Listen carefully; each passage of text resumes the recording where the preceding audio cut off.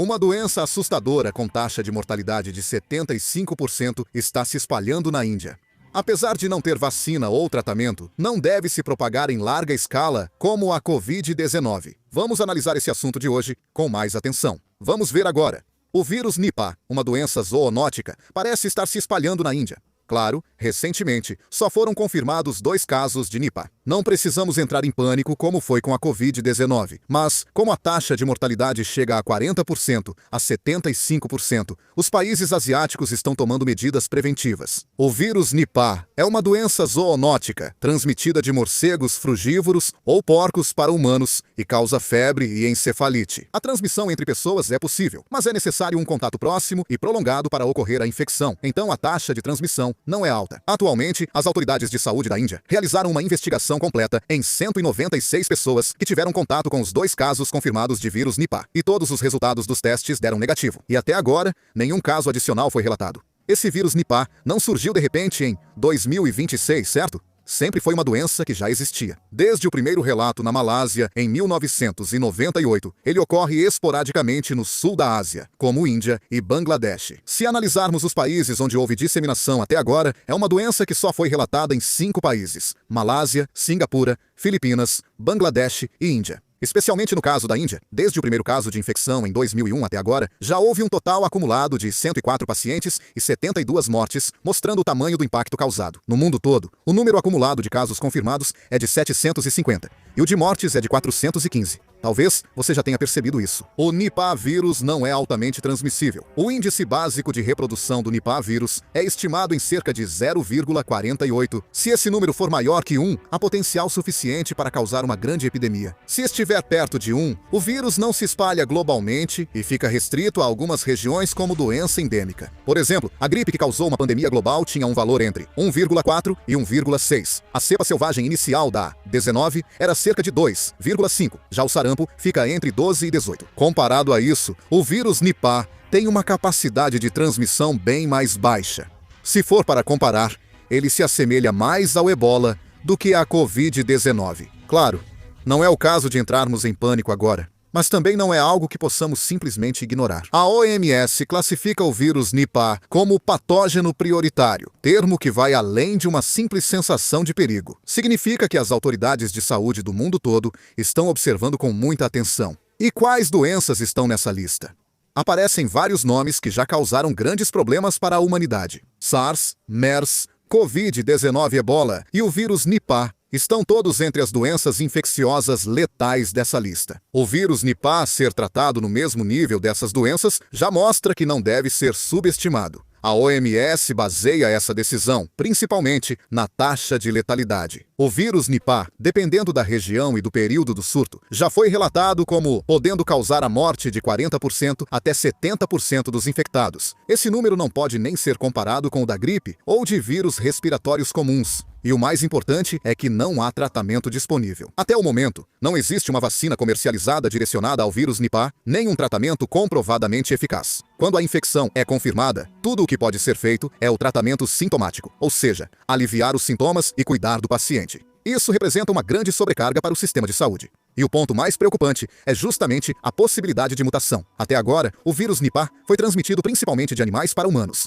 e a transmissão entre pessoas tem sido limitada. O problema é que esse vírus é um vírus de RNA, e os vírus de RNA têm uma característica estrutural que facilita a ocorrência de mutações. Como vimos com a Covid-19, mutações podem alterar totalmente a transmissibilidade e o padrão de infecção. Se o vírus Nipah evoluir, por meio de mutações, para aumentar a eficiência da transmissão entre pessoas, ele pode se tornar uma ameaça de um nível completamente diferente do atual. O maior desafio é o tempo de resposta. Se vacinas e tratamentos estiverem prontos, podemos reagir rapidamente a mutações.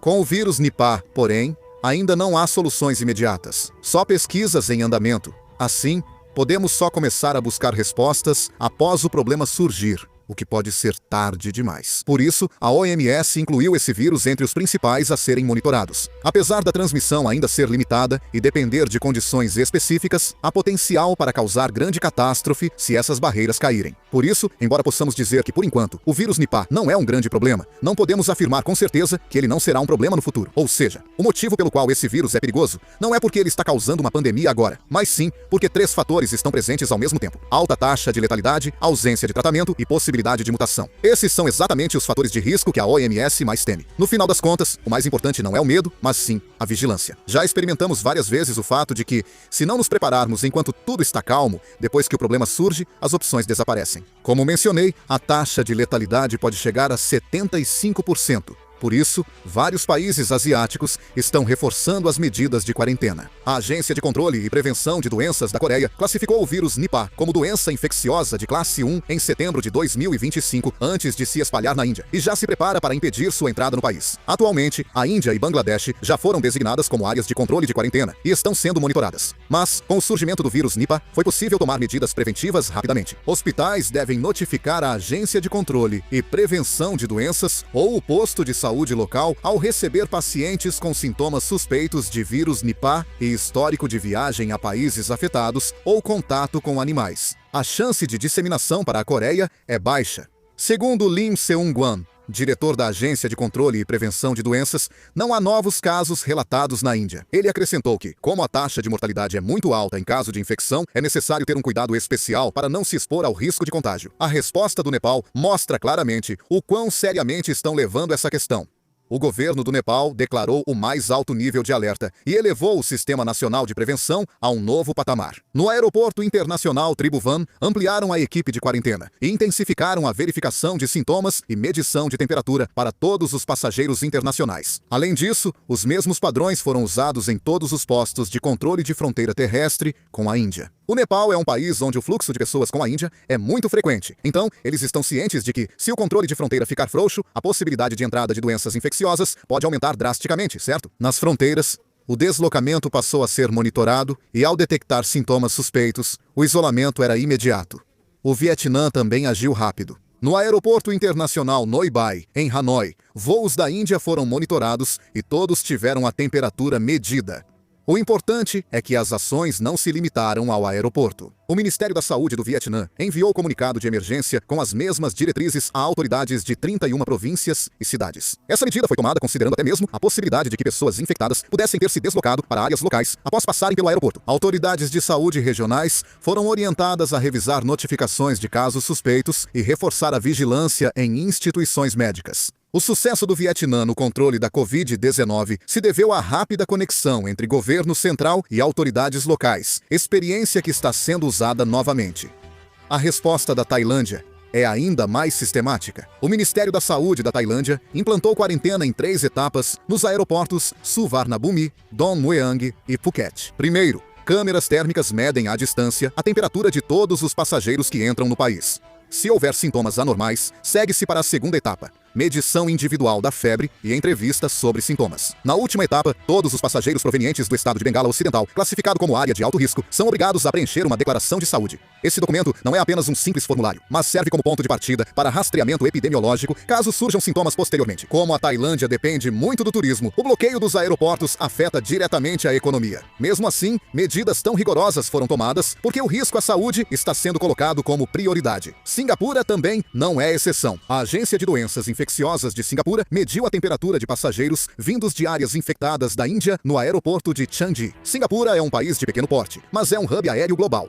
Se o vírus entrar, há uma grande possibilidade de se tornar um ponto de trânsito para a disseminação internacional. Por isso, Singapura adota a contenção inicial como sua estratégia mais importante. Eles filtram o máximo possível já na etapa do aeroporto e mantêm um sistema em que casos suspeitos são imediatamente encaminhados para o sistema de saúde. Essa abordagem de resposta foi desenvolvida a partir da experiência adquirida com o SARS e a Covid-19 no passado. O Paquistão está implementando medidas de quarentena muito rigorosas. O governo do Paquistão anunciou que, a partir do dia 29, irá realizar quarentena em 100% dos pontos de entrada, incluindo aeroportos, portos marítimos, fronteiras terrestres e todos os outros pontos de entrada. Independentemente da nacionalidade, todos os viajantes devem apresentar o histórico completo de viagens dos últimos 21 dias, incluindo todos os locais de trânsito. O governo revisa pelo Serviço Nacional de Saúde de Fronteiras. Sem autorização de saúde nesse período, não é possível entrar no país. Se durante o processo de quarentena a pessoa for classificada como caso suspeito, ela será imediatamente colocada em isolamento no ponto de entrada.